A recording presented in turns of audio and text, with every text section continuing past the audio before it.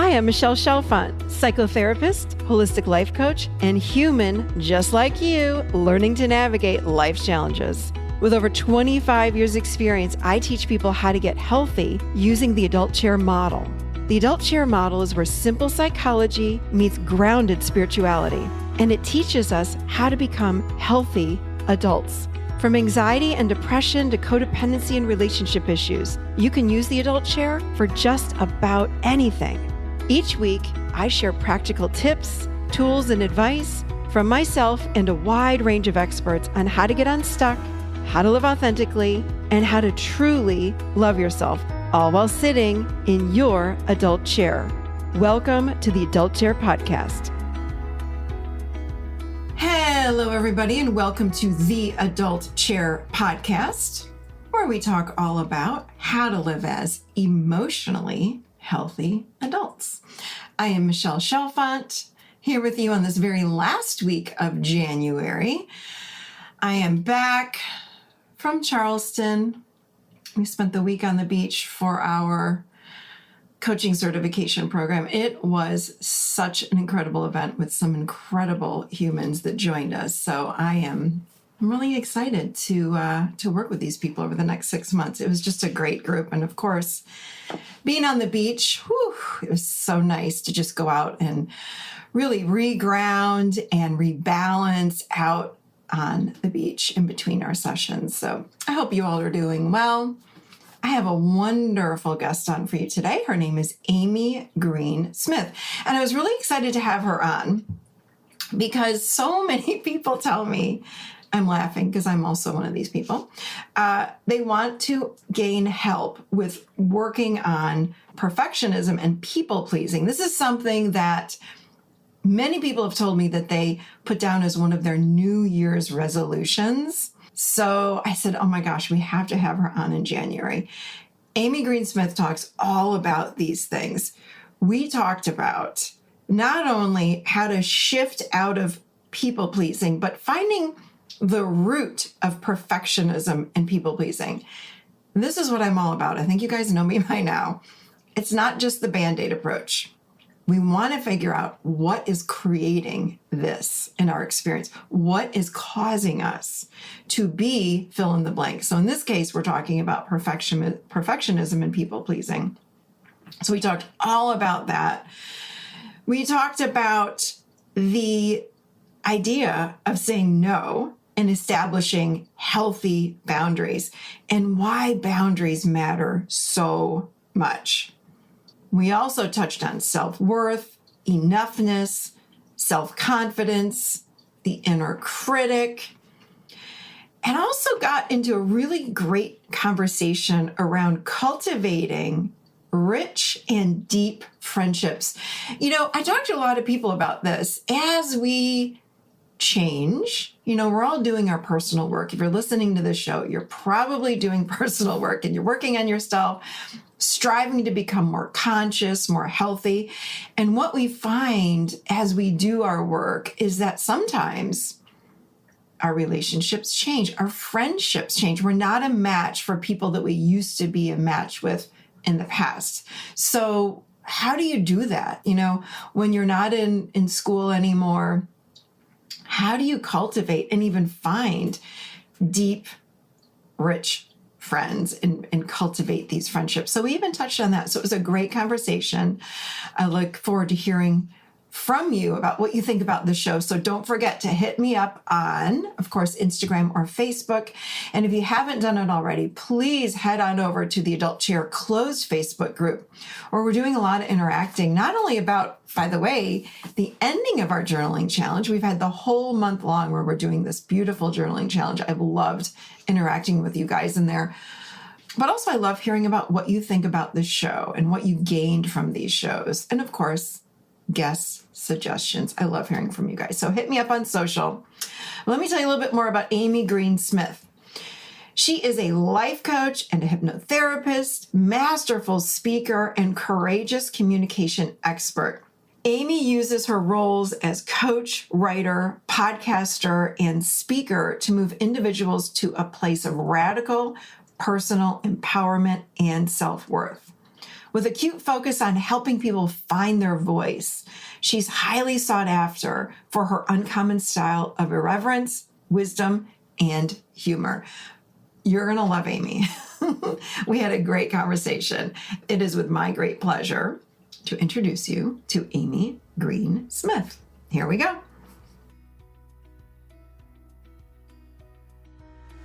So welcome to the Adult Chair Podcast, Amy Green Smith. Yay! I'm so excited to hang out, Michelle.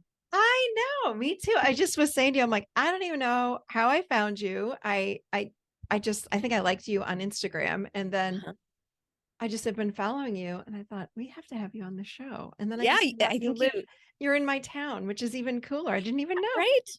I think you slid into my DMs, as the kids say. And I was like, yeah, I'll party with you. Let's do it. I did slide right in, didn't I? You slid right in. I love it. Well, thanks so very much for joining me. And yeah, you and I have, we talk about a lot of the same things, which is why I wanted to have you on. Yeah. Today, we're going to be kicking off the new year.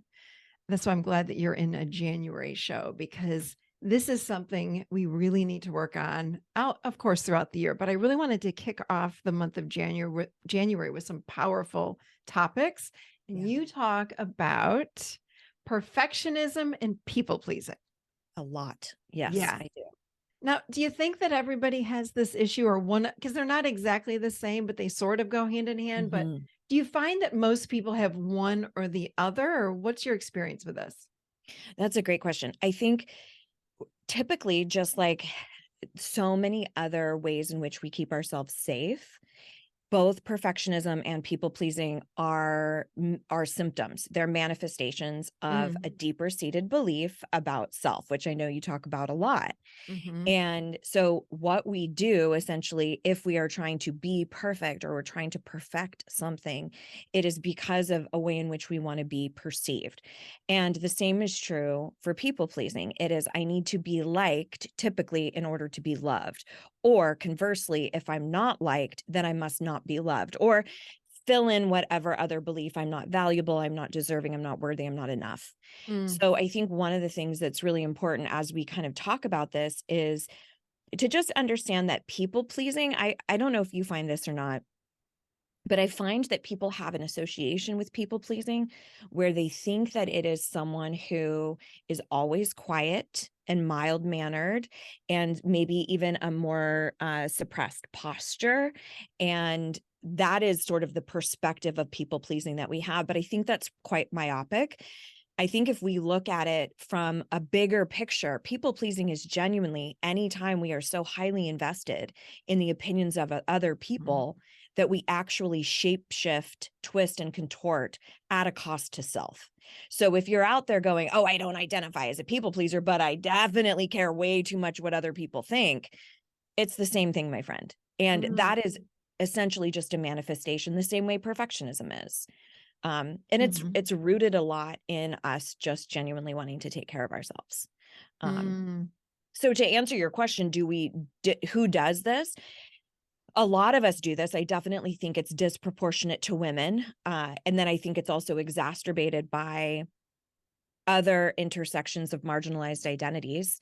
If you find yourself in a disabled body or a queer body, or et cetera, any number of marginalized identities, it's an extra, I need to prove my worth because our society doesn't value me already enough. So I need to push harder and harder and harder. But when we look at sort of a primitive explanation of people pleasing, if we look at like Maslow's hierarchy of needs, for example, one of our primary human needs is for one of belonging. So that stems from our ancestors, where if you didn't belong to a group, that literally meant you died. Like you could not survive without belonging. And so that has evolved now to, our modern humanity, where if so-and-so, if Susie in accounting doesn't like us, we think, holy shit, I might die. On a subconscious level, we don't think that consciously. We think, how can I get her to like me? Right? Or if my in-laws don't approve of me, et cetera. So I think there's an element in giving yourself just a huge dose of compassion that we don't develop these sorts of behavioral tactics for the hell of it. We Mhm. do it because we're taking care of ourselves in some way. And then usually by the time they come in our orbit, I'm assuming you see this a lot too, they've realized that those defense mechanisms are no longer serving them. They're not helping keep them safe. They're actually infringing on a life that they desire. Yeah. I love that. Thank you. Do you feel like that was a great explanation of both? I really appreciate that. What is the deal with us feeling so uncomfortable with not being like you brought up an example at work, Yes. like, if somebody doesn't like me at work, or if a friend doesn't, just decides that they don't want to be friends with me. And I agree, and I get what you're saying, because I mean our brains are wired for belonging and Yeah. connection, and if we're not, we're going to get killed. We're going to get kicked out of the tribe. This is from Yes. hundreds of thousands of years ago. Yep. But is that why? Like, is that why it's like, uh-oh? And think about this. I hear this from so many people. When I don't get text back right away, I feel like that Mhm. they're mad at me. That seems Yes. like everybody, not just people pleasers though. But my question is like, what is going on? Like, what's this uncomfortableness all about with someone not liking us? Is it Yeah. just the fact that we think that we're going to get killed, or is it something else? Well, I think you'll like this because I know you are congruent with this. I think that there's a couple of things. I think one has to do with emotional intelligence, right? Which is Mm-hmm. everything that you talk about with the three chairs, right? Mm, Of how capable am I to be in an uncomfortable emotional situation without immediately trying to run from it. So when we feel something emotionally uncomfortable, we have emotional feelings that don't feel great. We try to rectify them with physical feelings. So if emotionally I don't love what I got on this text, instead of being with that emotion and dissecting it of what's behind that, which shocker, there's usually some sort of disempowering belief, mm-hmm. right? Uh, if we don't sit with it, we usually immediately go to, how can I fix this? This is why we go, okay, maybe I need to go for a workout. Mm-hmm. Maybe I need to drink. Maybe I need to have sex. Maybe I need to eat. And we go, let me find a physical feeling because I can rectify how I feel physically, because I don't have the skill set to rectify how I feel emotionally yet. Because when are we ever taught that? Like, we're literally never taught that. So Right. one of the pieces is genuine emotional intelligence, being okay in an uncomfortable emotion and using that as messaging. So emotions are simply just messaging. They are not something that's wrong or bad or that I need to eradicate it. It's really what we need to do is just listen. We just need to listen to what it's saying. It's not dissimilar to physical discomfort, Mm-hmm. where if you have a really bad pain in your elbow, you don't get mad at your elbow. You go, okay, honey, I hear you. You're telling me that something is awry, something is amiss. Let me pay attention and go source some support around that. And the same is true for emotional discomfort. It's just saying, hey, bitch, I need you to pay attention. Let's go work on A, B, or C, right? So we've got the emotional element, but almost always what that is emblematic of is a disempowering belief. So we will then live into whatever we're experiencing as proof to support that belief. So, for example, if you have a deep seated subconscious belief that you are not lovable, you are not enough, you are not worthy, and then you don't get a text back, your brain will naturally source evidence to support that Mm-hmm. belief. So it goes, oh, I didn't get a text back. That must mean I'm not lovable. I can't be with that feeling. Send in some sort of physical remedy. Let me go text this person. Let me go drink. Let me go do something detrimental other than legitimately being with our emotions and excavating for the belief behind it. And then contesting it, then there's the Mm. whole process of altering our beliefs, which can, in my opinion, can't really be sized up in a nice, tidy interview. It's definitely work to be done, right? But So true. those are a couple of elements I think that are at hand here. Yeah, that was great. Do you feel like I get this question a lot, so I want to ask you: Is codependent? If I'm codependent, I'm a people pleaser. If I'm a people pleaser, does it mean that I'm a codependent? Not necessarily. Mhm. So codependency is not always a bad thing. Mhm. And neither is people pleasing. So I think I think there's this problem that happens in personal development where we demonize different qualities, like perfectionism, like people pleasing, or like codependency. Um, if I am 5 years old, I am totally codependent on my parent, right? Mhm. Like Yeah. I need to have them be enraptured by who I am and, to keep me alive, right? If I'm having a neurosurgery, you better hope and pray that that neurosurgeon is a perfectionist. We need no margin of error in that situation. If I identify as queer, if I'm out in an environment where it is very clear that there's anti queer sentiment, Mhm. that's probably not the time for me to stand up on my soapbox and like fly my rainbow flag. That's probably the time for me to people please to keep my body actually safe. So Mm. I think there's a lot of nuance to these things that we experience, and to recognize that people pleasing is actually a defense mechanism. It's an iteration of our fawn response. So Mhm. if for example, if you're being attacked by a mountain lion, to fawn in that fear response would be to go, here, kitty, kitty, kitty, kitty, here's some meat. Here you go over there. The iteration of the fawn response is people pleasing. And there are times when we are in legitimate danger where that is the best tactic to employ in order to stay safe. So as far as codependency is related, yeah, I definitely think people who are codependent who are also people pleasers for sure. Um, But I do also think that codependency is a lot more about an enmeshment with one other individual, where it's, I don't really know where that person stops and I start, and or I can no longer be happy or fulfilled unless that other person is.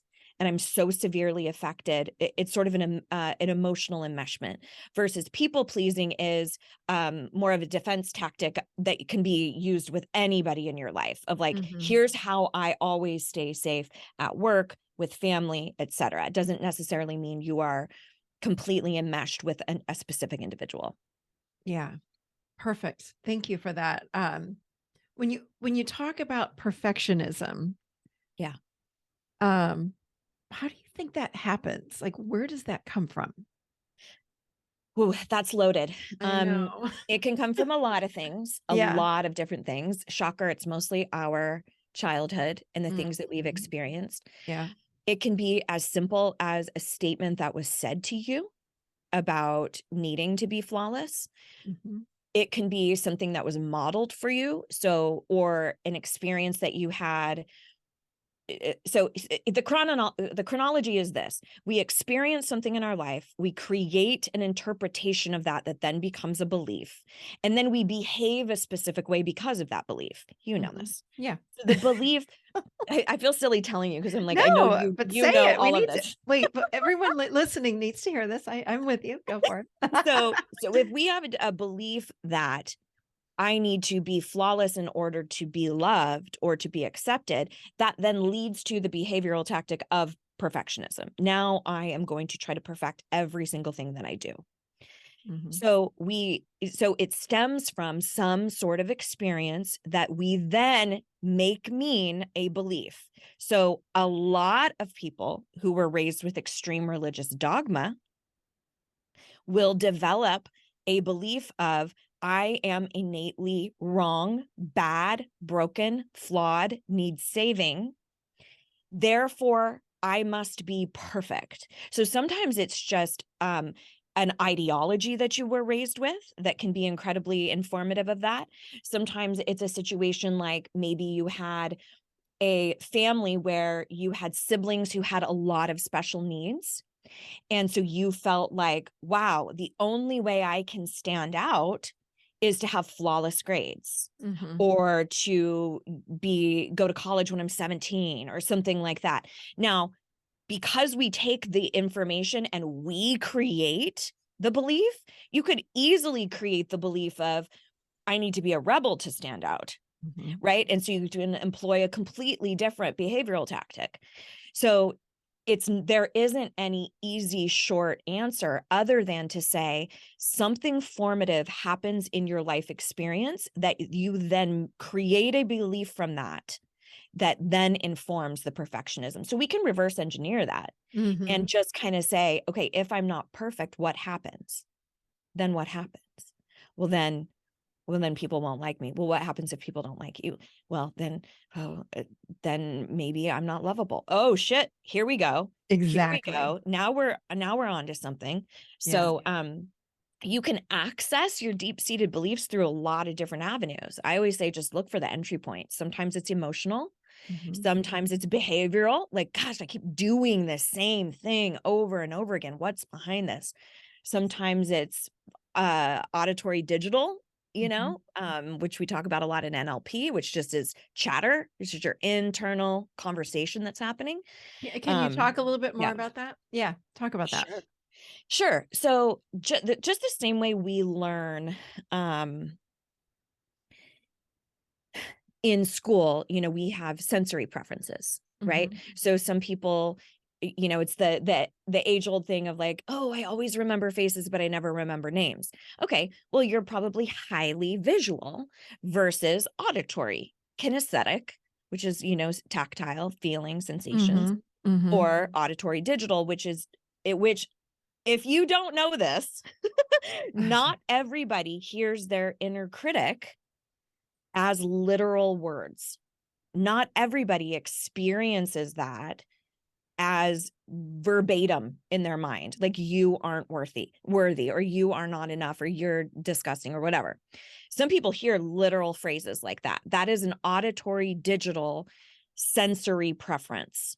So the way that lends itself to the work that I do specifically with hypnosis is I know that people, for example, who are highly visual, I can tell them like, okay, you're in a meditation, we can say, okay, you're opening a door and you're walking through and you're seeing.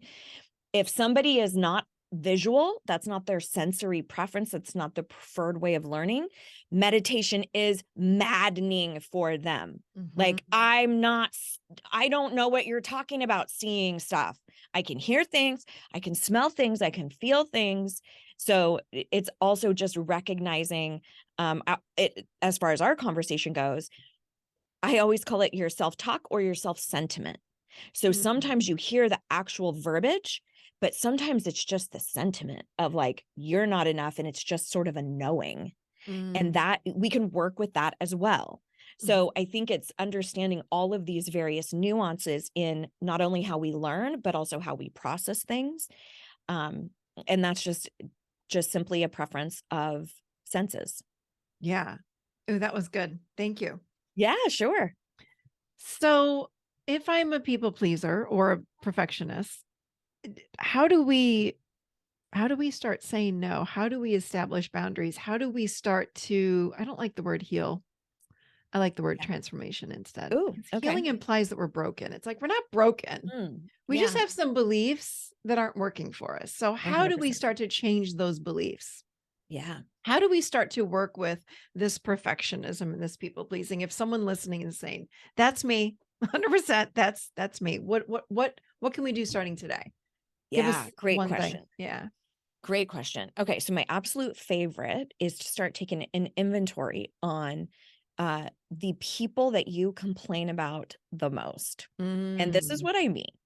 A lot of times we are speaking up, but we're speaking up to the wrong people.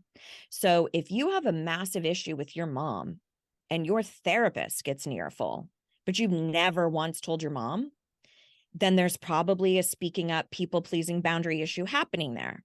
If you are always pissed at your boss and it's your spouse who hears about it every damn day and it's stuff you've never given voice to, then that's on you. So I'm not talking about just, I need to vent, I had a rough day. We all need to expel that energy, Mhm. 100%. Mhm. I'm talking about systematically and chronically complaining about the exact same person over and over with stuff you have not given voice to. Mm. because that is the easiest place for us to be. And this is also where people fall into that. I like to call this when self-help goes wrong, when they just label everyone as toxic. Everybody's toxic. Well, my mom's toxic and this is toxic.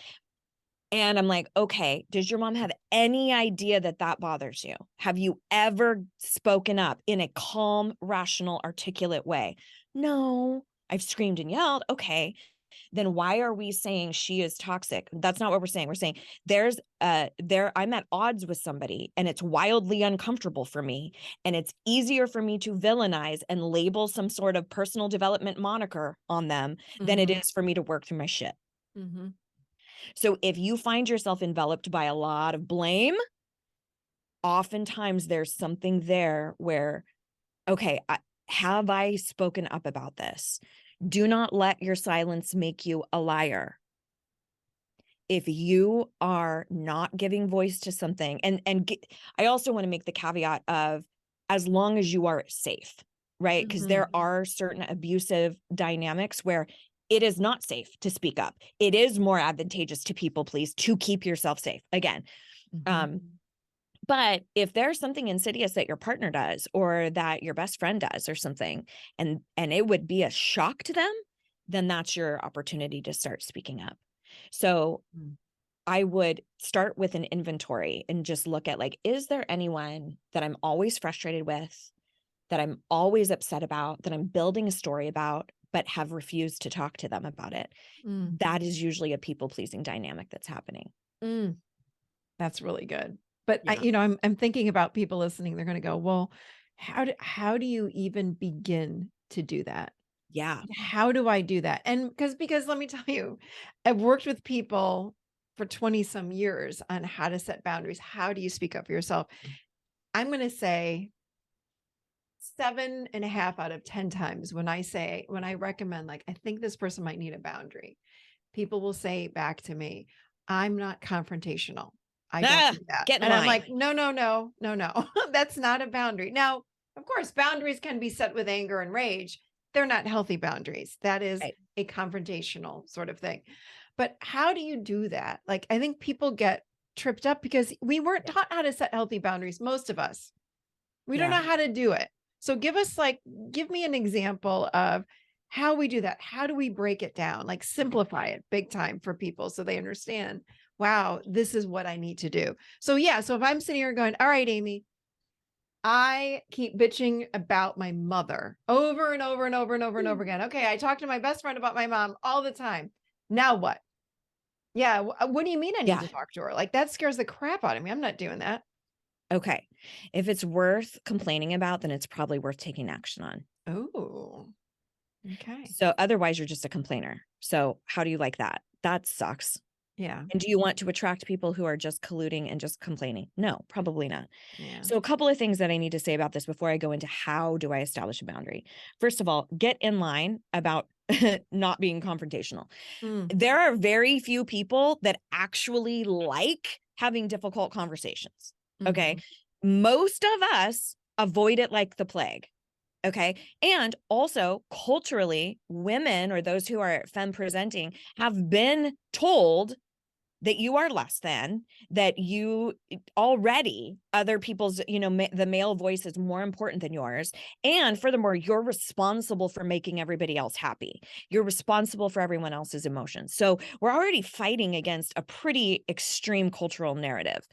So get in line because we all don't like it. Yeah. All right. We don't like picking up dog poop or paying our taxes, but we have to do those things as well. So, so true. And here's why it's important. This is when I talk to you about speaking up or about establishing a boundary, it is not some sort of arbitrary personal development exercise.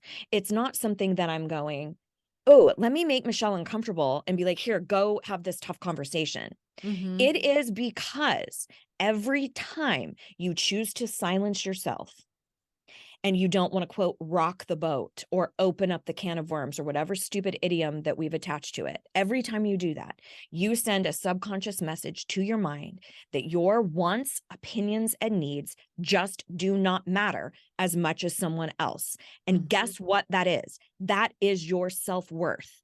So no wonder Mm. if you've already determined that their voice matters more than you, no wonder it's hard to go for that interview or put your name in for that promotion or get back into the dating scene again in the body that you're in now. You've already determined I'm less than. So when I'm talking to you about establishing boundaries and speaking up for yourself, I am telling you this because your self-worth literally depends on it.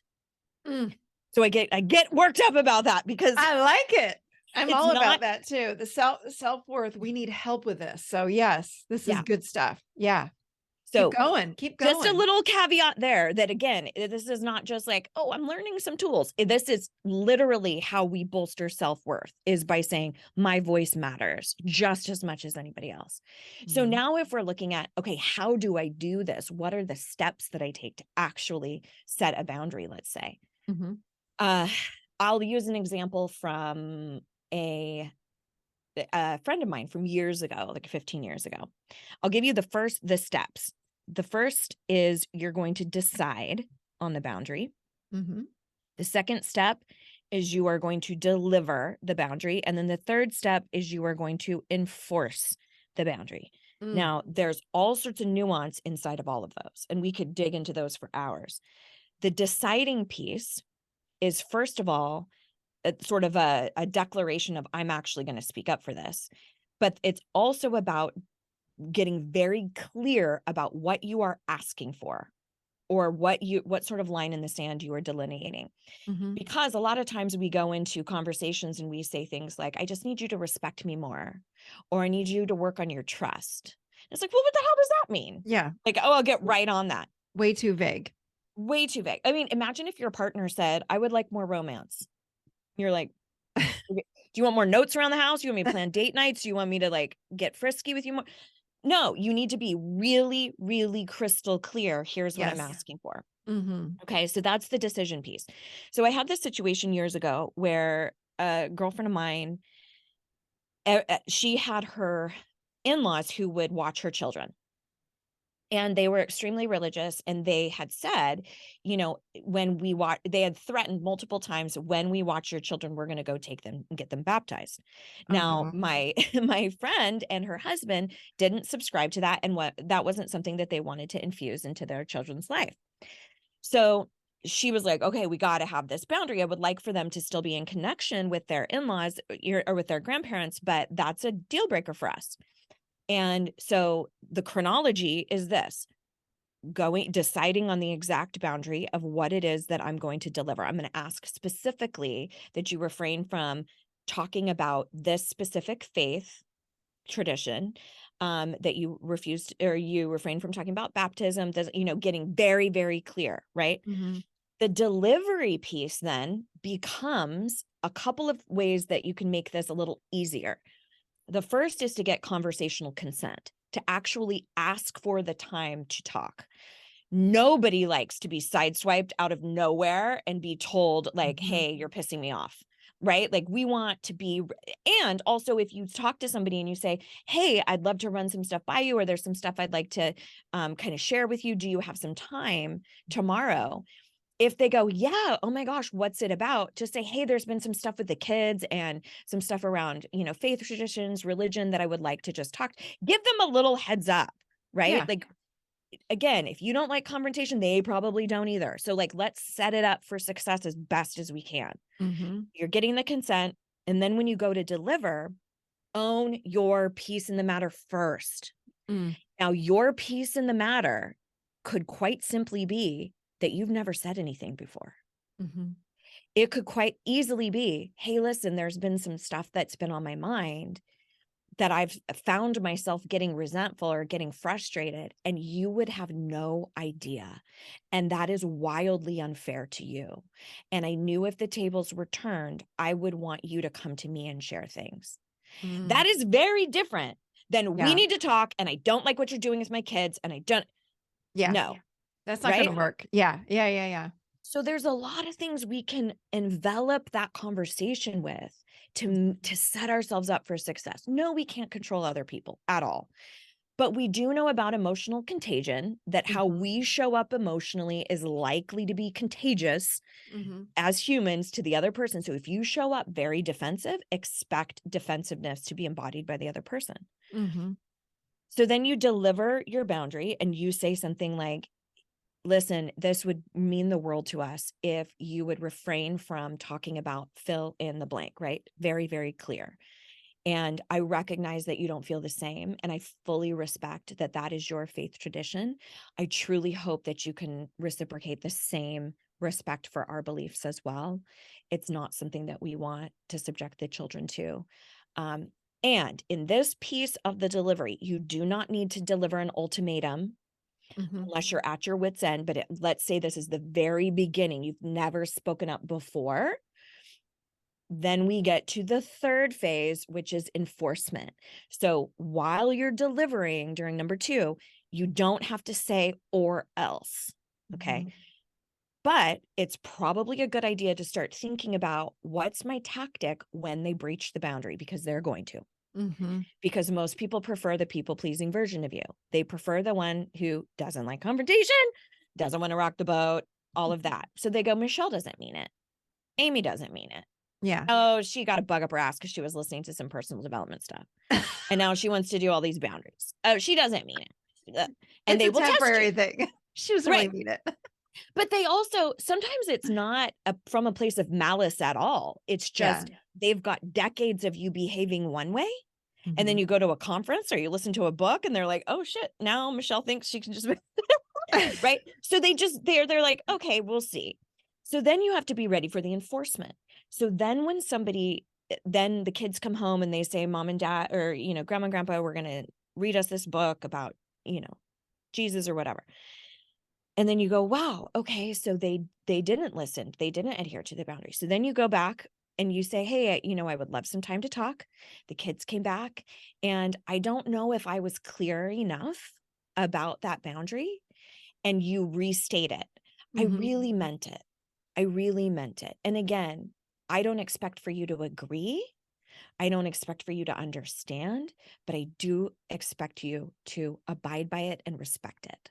Mhm. Period. You don't have to agree with me. And that's the case in really all relationships. You can respect one another without agreeing. And so that's sort of a rough chronology of how it can go. I To like enforce that. a And boundary. the very end of what you just said is really important, I think, for people to know, is that you don't have to agree. Just respect me.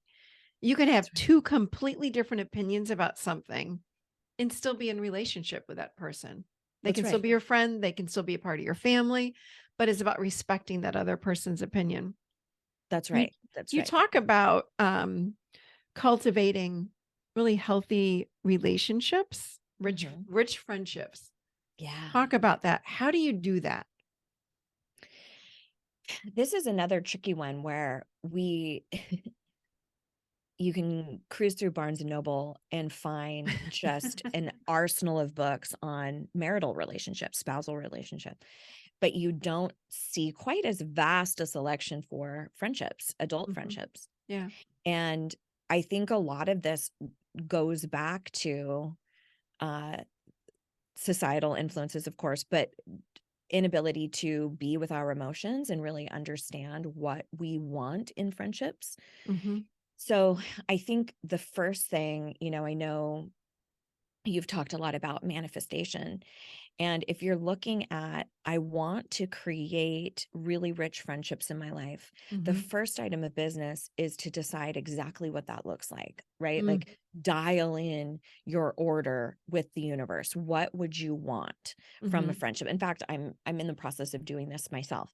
Mhm. Um, the second piece is, what do I need to eliminate or scale down from? Mm. A lot of times we will entertain historical relationships simply because they're tenured, simply because I So went through my true. first divorce and that person was there for me, but that was 20 years ago Mhm. and they still want to party and I don't want to. Yeah. Or like Or high school and college friends too. Like, well, I was friends with them and it's like, but you're so different now. that's right. Doesn't and here's the thing, it's not a bad thing if you're different. No. just means that you're two different people. And I think that's a big point is, you know, this person wants to party. I don't want to party, but we used to party all the time. It's like, there's Right. not having the same interests. So that's a good point. Really good point. And there could be something that you've done a lot of work around. Like, let's say you are really moving towards like anti-diet culture and you don't want to be stuck in this whole counting calories nonsense. But you've had this friendship for the longest time where all you did was berate your bodies and wanted to have this new diet and constantly talk about it. And now you're going down a completely different path.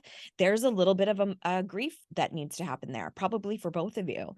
Yeah. So as far as like actually cultivating that and bringing that into your life, I think sometimes we also will scan our environment and we look at all the things that are not working, and we Mm-hmm. look at like the friendships that are holding us back.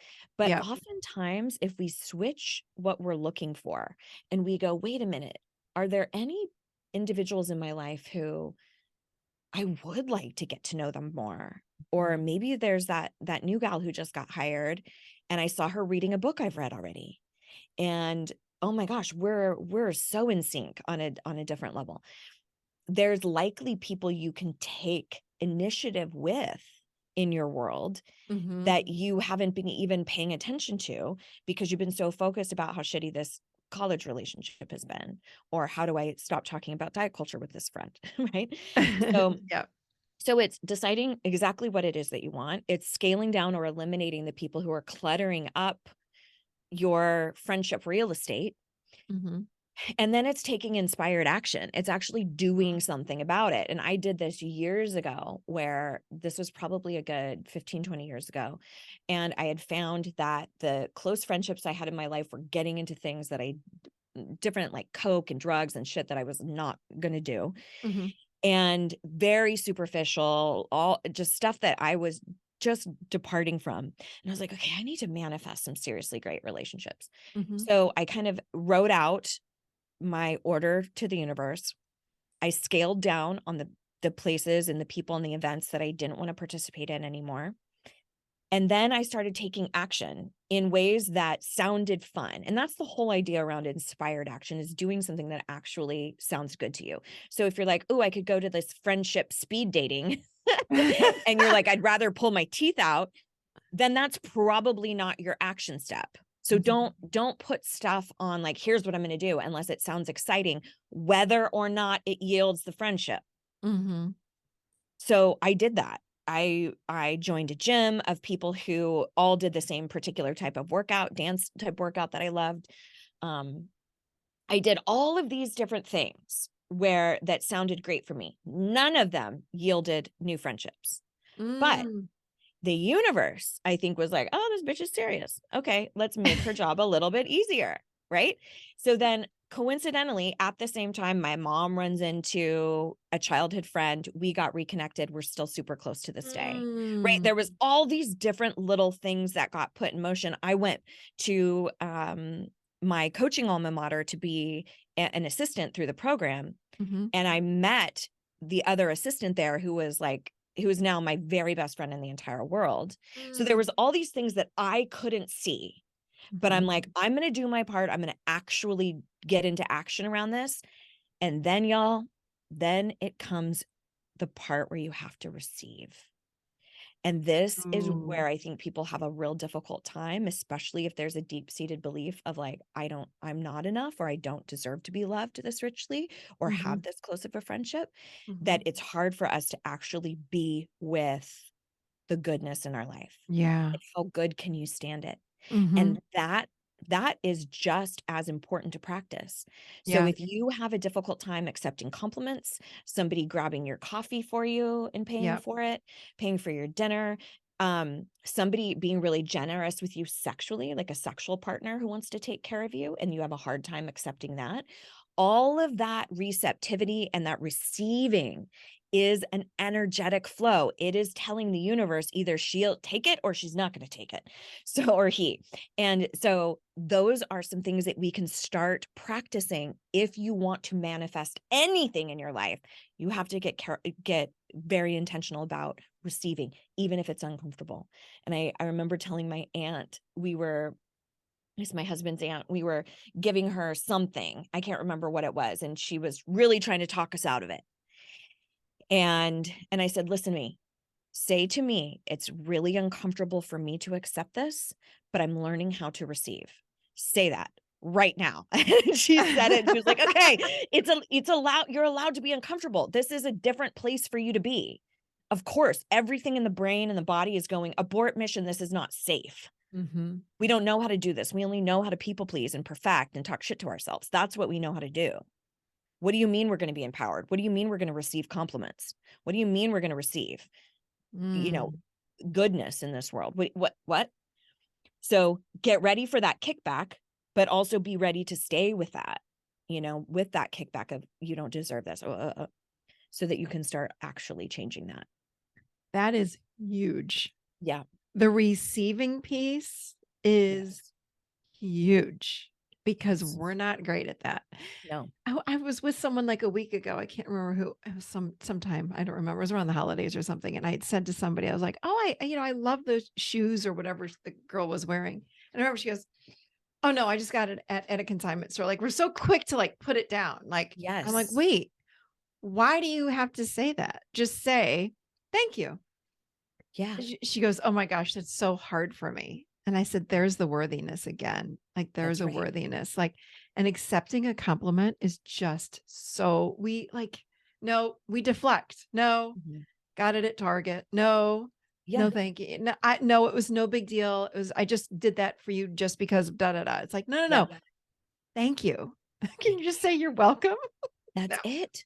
Well, if you think about it too, what somebody's doing in that instance is they're giving you a really beautiful gift. Mm-hmm. And if somebody were to give you a literal gift, like if I walked up to you and gave you this gorgeous crystal candle, Mm-hmm.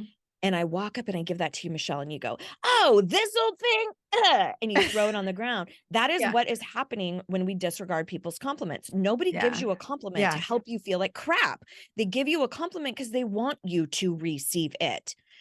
So there's an element of that too, of just going like, oh, I'm going to accept this for me and for them, for both of us, that this is like, but again, like I was telling you earlier, all of this stuff, we can target our worth through all these different angles, and receiving is one angle we can target our worth, right? Speaking up, having a boundary, even if your voice shakes, even if you're not sure, even if you have a boundary hangover afterwards and you go, holy, what did I do? I should not have done. Oh my gosh, they're going to hate me there.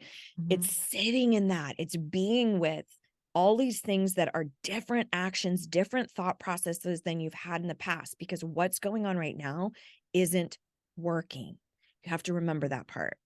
The misery that that's so familiar and comfortable is not working. So true. We might as well try something else. So true. That was really good. Yeah.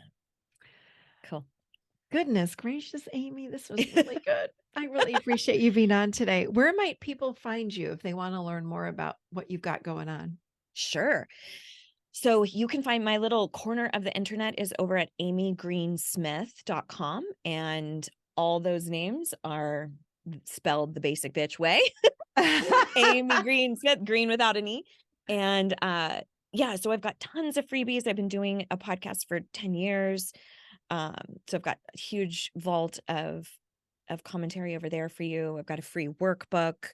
And I also have, if anyone's really ready to do like a deeper dive, I have a retreat coming up in May. Ooh. Where we're going to Puerto Vallarta, Mexico for 5 days, all inclusive. We're talking about enoughness. It's called I'm Enough Already. Oh, I love it. Yeah. So you can check that out, but yeah, get all the freebies. And then, like any self-respecting Gen Xer, I hang out the most on Instagram. You can find me under the handle, Hey, Amy Greensmith, pretty much everywhere. So yeah, come hang out. Well, thank you. Thank you. Thanks so much for being on today. Oh, I had a blast. Thank you.